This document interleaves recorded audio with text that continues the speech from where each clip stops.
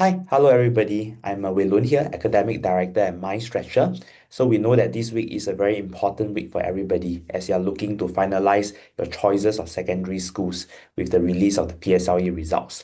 So we are here to help, and what we have done here at MyStretcher is to really develop an in-house tool, which I'm going to share with you here and to walk through with you how you can use that to really support this process of school selection. So let me share screen.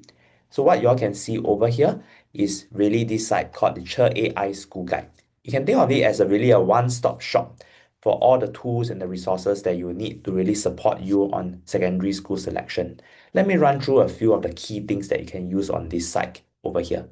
Number one, right? So a lot of the students and parents that we have interacted with do feel that sometimes they are not able to see a consolidated view of all the secondary schools and their cutoff points. So what we have done here is if you look at the browse school option on this particular site and you click on it, what you can see actually is the consolidated list of schools. So let's say, for example, if your PSLE score was a 14, right? And I'll click on the search button. What you can actually see here is that list of schools with the cutoff from 2024, right, of 14 or more. So that will give you a sense actually based on your score of 14. If you were to look back to the cutoff from last year, what were the schools technically that you can actually be eligible for, right? So that will be an overview of that. Each of the school also you can see actually will have the postal code and the location. And definitely as we consider our schools, one of the consideration typically could also be a residential address. How close is it to us? So that is also another point of information that you can look at right here. And from there as well, so if you let's say you are not looking at a certain grade, you are just looking at it more generally in terms of this particular posting group 3. You can also, not put in a score, just click on posting group 3 and you can do a search and you can also see the whole universe of schools in that particular posting group, right? So it's just to give you a consolidated view of that. And with that in mind, you can then use that as a way to cast the net wide and look at the schools that you do want to select and to put down in your 6 choices. And with regards to the 6 choices, I think that's the other main challenge that we do see a lot of parents and students facing, right? So how do we pick those 6 choices? What do we put higher up? What do we put further down? And what are some of the considerations behind that? So to help you in that journey as well, if you were to look back at these particular options that we have, you can see over here, right, this submit draft selection option.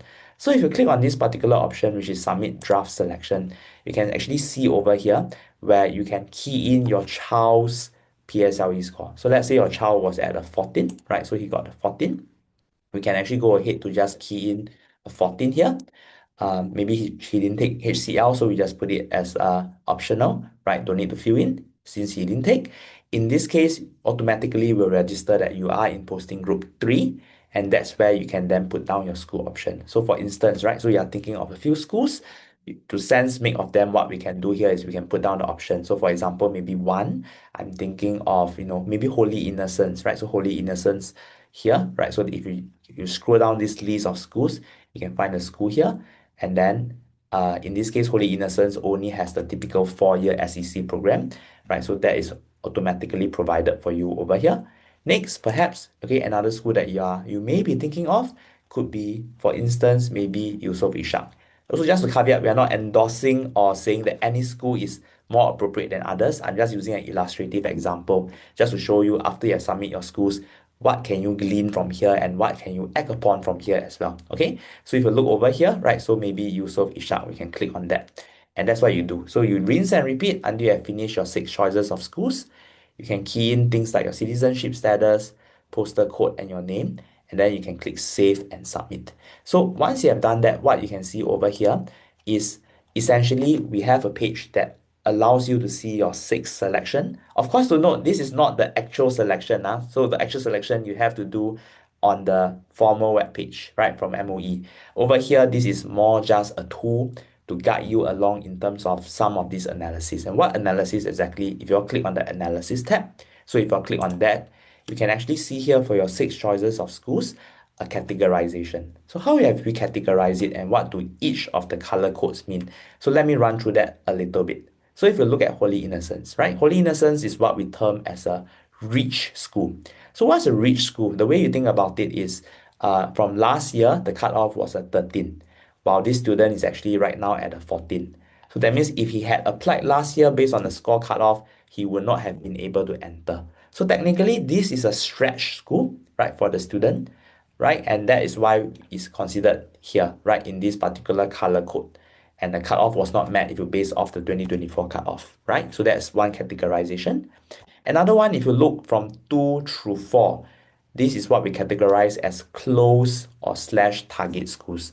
So generally, these are more or less within, right, in terms of the cutoff points of the schools, they are within the score range of where your child is right now.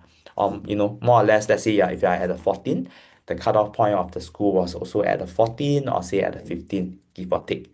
So generally, what we refer to as this group is really like a target school, where because your scores are more or less aligned with the cutoff, in a sense, if you do apply to the schools, right, there is a good shot, right, of you getting into the school, right? So that is the target schools.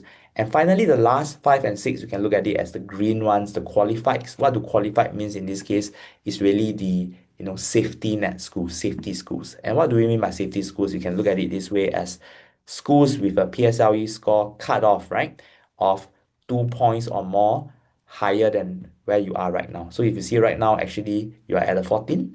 So if it's 16, 17 or more, right, that's how we can think of it in terms of a safety net. And safety nets, why are they important? Is because you don't want to run the risk of you not getting any schools on your 6 choices, right?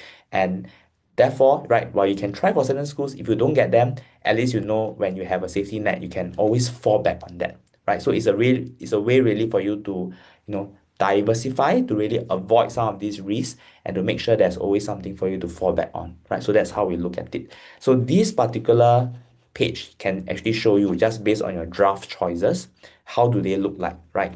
Whether they are rich, close, or qualified, right? And based on that, then that's where you can exercise a judgment in terms of what would be that 6 choices of schools that you think will work best for you in terms of maximizing your chances of getting into the schools that you really do want to, while also having enough of a fallback, enough of a safety net, right, in case things go wrong, right?